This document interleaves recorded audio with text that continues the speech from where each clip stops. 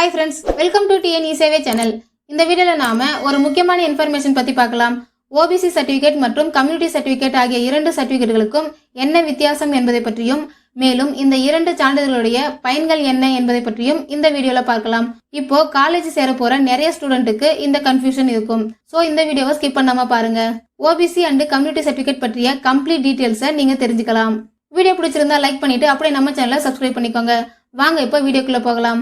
First, community சர்டிஃபிகேட்னா என்னன்னு பார்த்தரலாம். உங்களுடைய ஜாதி என்னன்னு சொல்லக்கூடிய அரசாங்கத்தினுடைய அபிஷியல் டாக்குமெண்ட் தான் கம்யூனிட்டி சர்டிஃபிகேட். இதுல பிசி, எம்பிசி, எஸ்சி, எஸ்டி போன்ற கேட்டகரிஸ் வரும். இந்த சர்டிஃபிகேட் பார்த்தீங்கன்னா டிஎன்பிஎஸ்சி, போலீஸ் எக்ஸாம் போன்ற ஸ்டேட் கவர்மெண்ட்டுக்கு கீழே நடக்கக்கூடிய எல்லா எக்ஸாம்களுக்கும் அப்ளை பண்ண தேவைப்படும். மேலும் தமிழ்நாடு கவர்மெண்ட்டுக்கு கீழே இருக்கக்கூடிய ஸ்கூல் அண்ட் காலேஜில் ஜாயின் பண்ண இந்த சர்டிஃபிகேட் உங்களுக்கு தேவைப்படும்.